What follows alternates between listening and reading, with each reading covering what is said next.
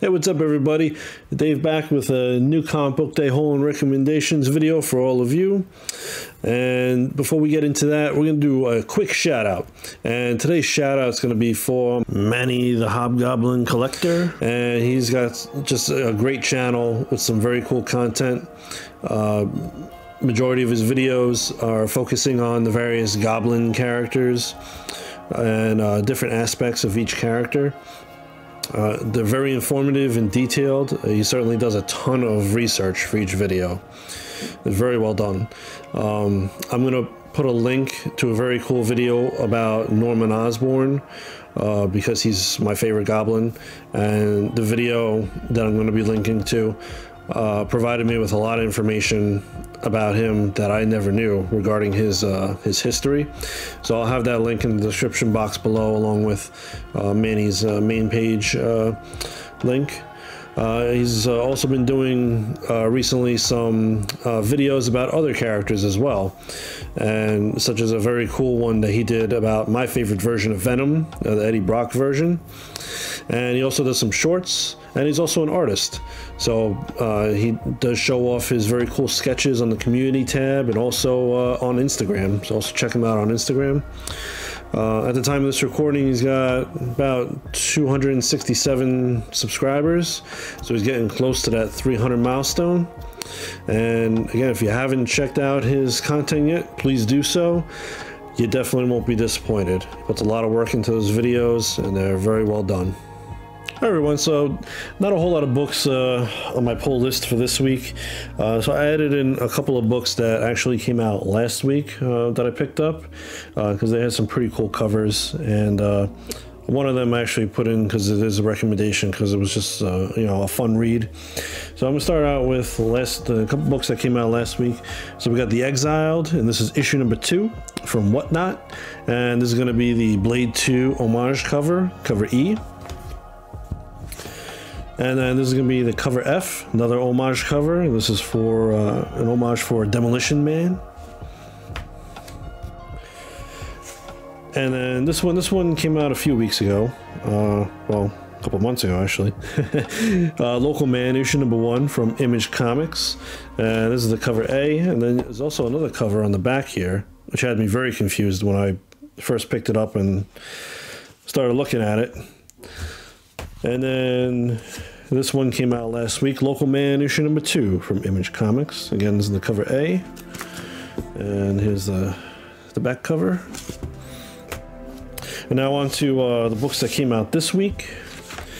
So we got Dream Master, issue number 4 from Black Box Comics. And this is the cover A. It's got the wraparound. And this is the cover B. And then we've got The Witcher, The Ballad of Two Wolves, issue number 4 of 4 from Dark Horse Comics, and this is the cover A. A very cool cover on that one. And then we got Second Coming, Trinity, issue number 1. And that's from Ahoy. And then we got StillWater, issue number 18 from Image Comics. And then we got Magic the Gathering, and this is going to be issue number 25 from Boom Boom Boom Studios, and this is going to be the cover A. And then we got the cover B, the Secret Planeswalker variant in the poly bag. Oh, I got this here. Got your comic shop news. Alright,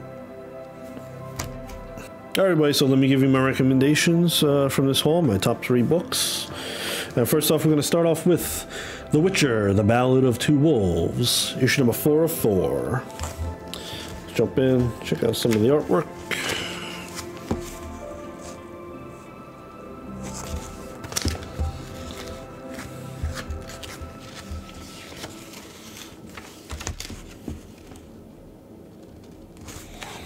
All right, sound wave, please. Thank you. All right, so you know, this series really picked up and got good after that kind of mediocre first issue. The last issue had ended with a bit of a cliffhanger, with the character of Kurt having turned into a werewolf, and then Piotr attempting to kill him, and then you have Geralt trying to stop blood from being shed.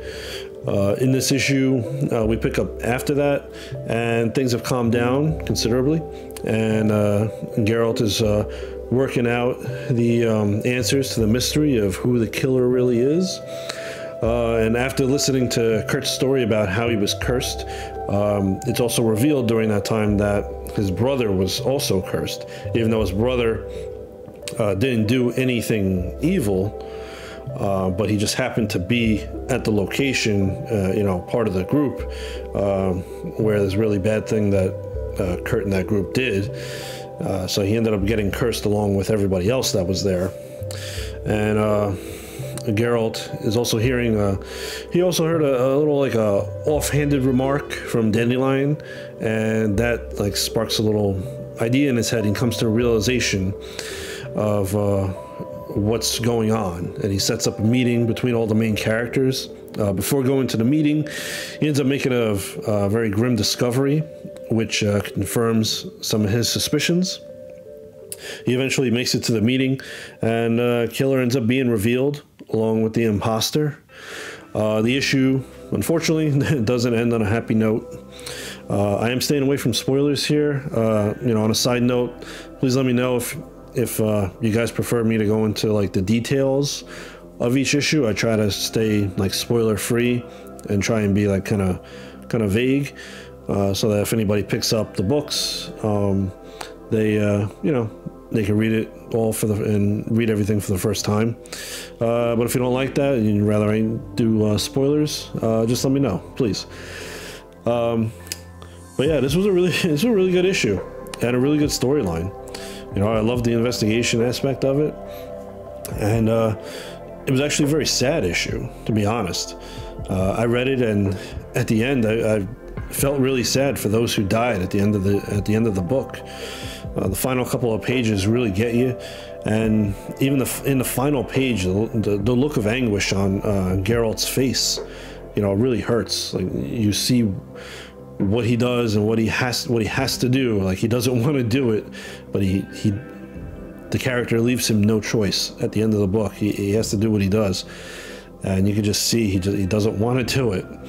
So it was really sad, but a great issue. You know, it was great writing, and overall, from issue 2 through 4, great writing. You know, some nice artwork, and I really do hope that they do another mini series sometime soon. Because these are all like really cool when they do these series. Hopefully they'll do another one this year. They tend to like do just one a year, it seems. So hopefully they'll do another one. All right, and next up is gonna be Dream Master issue number 4 from Black Box Comics. And let's check out some of the artwork here.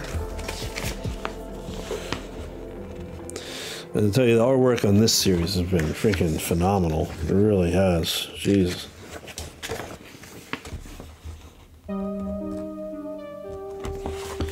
Alright. Soundwave. Thank you. Alright. So this has been such a good series. And if I'm not mistaken, I believe the next issue is the last one of this arc. I believe they go with 5 issues and then they stop for a while. So from the dialogue in the beginning of this issue, kind of changing a little bit about how I'm thinking, like what I'm thinking about in terms of who the Dream Master is and all. But from the dialogue, it looks like maybe he was a human, and he made some kind of deal, some sort of pact with like the devil or somebody, and perhaps maybe even the Queen of the Night. Like, I thought maybe the Queen of the Night might be his daughter that was mentioned, but maybe she isn't. But he makes a pact with somebody to save his daughter. And that is, of course, if what he's remembering is definitely his memories and not memories of other people that have traveled into the dream world. So I'm still guessing about his origin and his background. But in this issue, we find him captured by the Queen. When one of her minions goes to attack him, he's shielded because he ended up picking up a card from during an earlier issue from a dead enemy, and the card is called an invitation, and it basically gives him like a one-time bit of protection while in her lair, so she can't hurt him, none of her minions can hurt him while he's there at that moment. So but once he leaves, then he's fair game. Even if he comes back, he's fair game. He only gets the one shot, the one time of protection. He escapes and then comes across a woman in a jail cell, and he ends up saving her. At the same time, the Queen is using Otto, the blind man from the last issue, to see through Dream Master's eyes. So she's like using him as a vessel to see through the Dream Master's eyes. And so now she knows where he is at any given point. That is until the Dream Master takes some very drastic measures to stop her from seeing what he sees. I'm not going to spoil it.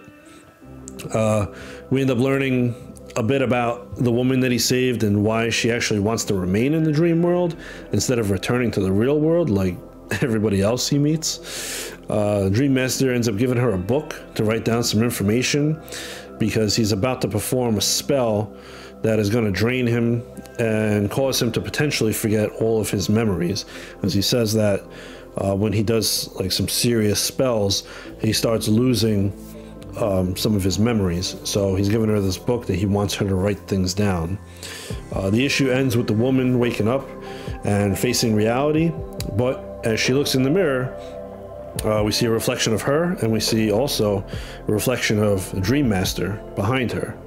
So I'm very curious to see what exactly this means, and what exactly it is that he did, what the spell is all about. Is she going to be like the new Dream Master, or is she going to be like a partner or something? So definitely looking forward to the next issue. And again, like I said before, the artwork's just been great in this series, and this issue is no different. It's absolutely amazing, and the writing absolutely amazing as usual. Kept me very much intrigued. Great pacing, and I'm highly anticipating the next issue. Hopefully it comes out soon.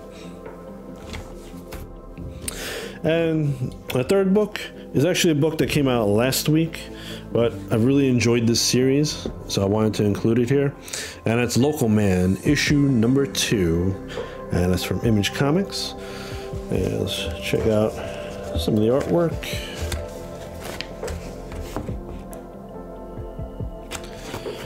All right.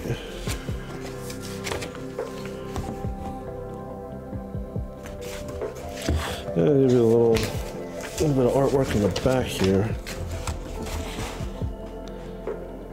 That's them in the costumes. All right. So I know this one, when I got issue 1 and then I got this one, they confused me because they had the 2 covers, and then when I opened it up and the wording was like upside down, so that was really confusing. But I'll get to that in a second. So in this issue, we have Jack is being suspected of killing Hodag, which I'm not sure if I'm pronouncing that properly, but you guys know I'm terrible with names. But he's at the police station. They suspect him of killing him, but however, thankfully, he does have an alibi, and he ends up getting released. He is being followed around by a robot that's making sure that he doesn't violate the terms of his termination from his contract. And the contract was a contract that he had with the superhero team he was a part of. And basically, he can't aid the police in any way or do any kind of crime fighting or use his superhero name or any kind of weapons that were affiliated with his superhero moniker. We do see the inspiration of Hodag's costume and learn some more about his life from his mother. We do find out why Jack was kicked out of the team, and in the end, he decides, to hell with it. He's gonna do some investigating into Hodag's death anyway, because the guy, even though he was touting himself as a supervillain, he wasn't, a terrible guy. And his death was pretty tragic. So he ends up actually smashing the robot and going on his way to do a little investigation. And then at the very end of the book, there's a story from the past, and that's both books have had that. I guess it's going to be a running thing with this series. Excuse me. Well, they have a quick short story, and the short story has to do with, you know, the storyline and the characters involved in the storyline. And like in the first issue, it was a battle. I think it was his first battle actually with the team, and then this one ends with a fight between Jack. His superhero name is Cross Jack. So Cross Jack and Hodag at a ceremony announcing a training facility opening in Jack's old town, and Hodag actually is from that town also. But it was really cool. You know, it's really cool that they have that in there, those little flashbacks. I like that. I actually kind of like that a little bit better than including it into the main story pages. And the series so far, it feels like a cross between The Boys, you know, with the commercialization of superheroes, and The Tick. You know, I feel like when I've read it, those are the two shows, the two series that popped up into my head that this makes me think about: The Boys and The Tick. Now, mind you, when it comes to both of those, the things that I know about them is from the shows. So, you know, The Boys has a really good show on Amazon, and then The Tick, I absolutely loved the cartoon from back in the day. So that's what this series feels like. It feels like a cross between The Tick and The Boys. And, you know, the art was very good, and the writing was very, very good in this issue. So I'm very interested in this series, and I'm looking forward to the next issue and seeing where it goes. Hi everybody, so that's it for this week. I hope you enjoyed the video. If you did, please consider hitting that good old like button and subscribing to the channel. And for everybody that's already subscribed to the channel, thank you very much. Really do appreciate all the kindness and continued support that you guys show. And, you know, leave a comment down below if you like. Let me know what you think about these recommendations. Let me know if you guys have any recommendations of your own, or just say hi. I always love hearing from everybody. All right. And thank you, Soundwave, for all your help, like usual. And, well, until next time, be safe, be well, and I'll catch you later. Yeah, I'm just